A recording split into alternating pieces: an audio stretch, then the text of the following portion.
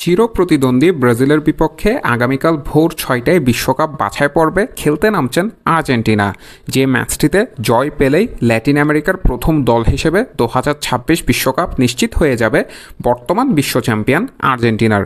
তাই তো সে ম্যাচে ব্রাজিলের বিপক্ষে জয় পাওয়ার জন্য শক্তিশালী একাদশ পরিকল্পনা করছেন আর্জেন্টাইন কোচ স্কলানি, যেখানে একাদশে আসতে পারে একাধিক পরিবর্তন। ব্রাজিলের বিপক্ষে কেমন একাদশ নিয়ে নামবেন আর্জেন্টিনা সেটি নিয়েই আলোচনা করব, যেখানে গোলবারের নিচে দেখা যাবে এমিলিয়ানো মার্টিনেসকে। সর্বশেষ ম্যাচেও এমিলিয়ানো মার্টিনেস চমৎকার গোলকিপিং করে ক্লিনশিট রেখেছিলেন উরুগুয়ের বিপক্ষে। এবং দুই সেন্টার ব্যাক হিসেবে অবশ্যই ক্রিস্টিয়ান রোমেরোর সাথে অধিনায়ক নিকোলাস ওটামেন্ডিকেই দেখা যাবে, যেখানে ক্রিস্টিয়ান রোমেরো সর্বশেষ ম্যাচে উরুগুয়ের বিপক্ষে দারুণ পারফরমেন্স করেছেন, সেখানে ওটামেন্ডি অধিনায়ক হিসেবে দলকে দিয়েছেন একেবারে সামনে থেকে নেতৃত্ব। তাই এই দুই সেন্টার ব্যাক জুটি অপরিবর্তিত থাকবে ব্রাজিলের বিপক্ষে। এবং রাইট ব্যাকে খেলবেন অ্যাথলেটিকো মাদ্রিদের নেহুয়াল মোলিনা, যে বর্তমানে চমৎকার ছন্দে আছেন। তার সাথে লেফট ব্যাকে দেখা যাবে নিকোলাস তাগলিয়াফিকোকে। এই লেফট ব্যাকের উপরেই ভরসা রাখবেন আর্জেন্টাইন কোচ স্কলানি।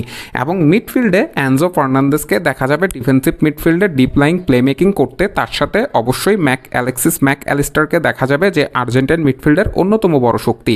তবে ইনজুরির কারণে রদ্রিগো ডিপল খেলতে পারেননি উরুগুয়ের বিপক্ষে ম্যাচে। তবে চোট না সারলে আগামীকালের ম্যাচেও তার একাদশে থাকার সুযোগ নেই। সেই ক্ষেত্রে নিকো গঞ্জালেস যেহেতু কার্ড পেয়েছেন, অবশ্যই একাদশে দেখা যেতে পারে অ্যাথলেটিকো মাদ্রিদের গুইলিয়ানো সিমিওনিকে। তাকে একাদশে রাখতে পারেন আর্জেন্টাইন কোচ স্কলানি, কিংবা তিনি সেক্ষেত্রে নিকো পাসকেও বিবেচনা করতে পারেন একাদশে।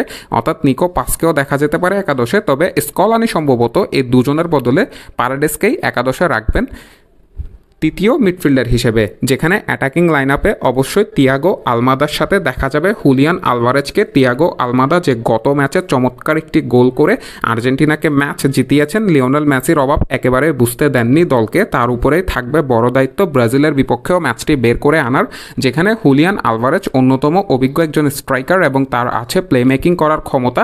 ইতিমধ্যে অনেকগুলো বড় ম্যাচ জেতানোর অভিজ্ঞতা আছে তার। তাই ব্রাজিলের বিপক্ষে লতারো মার্টিনেস, মেসিদের অনুপস্থিতি ক্রুশাল হবে হুলিয়ান আলভারেজের পারফরম্যান্স, যেখানে আবার নিকো গঞ্জালেজের অনুপস্থিতিতে গুইলিয়ানো সিমিওনি কিংবা অ্যাঙ্গেল কোরেয়া যে কোনো এক উইঙ্গারকে একাদশে রাখতে পারেন আর্জেন্টাইন কোচ স্কলানি, কিংবা সাবস্টিটিউট হিসেবে মাঠে নামিয়ে ম্যাচ ঘুরিয়ে দিতে পারেন। ব্রাজিলের বিপক্ষে এই একাদশ নিয়েই খেলতে নামবেন আর্জেন্টিনা, যেখানে যদি উরুগুয়ে বলিভিয়াকে হারিয়ে দেয় তবে ব্রাজিলের বিপক্ষে ম্যাচে নামার আগেই বিশ্বকাপ নিশ্চিত হয়ে যাবে আর্জেন্টিনার। তবে ব্রাজিলের বিপক্ষে ম্যাচে আর্জেন্টিনা যদি জয় পায় তবে সেটি হবে সর্বপ্রথম দল হিসেবে ল্যাটিন আমেরিকা থেকে আর্জেন্টিনার বিশ্বকাপ নিশ্চিত করা। আপনাদের মন্তব্য মতামত কমেন্ট বক্সে জানতে চাই। মাহের আহমেদ মাহি, MS Thinkbars।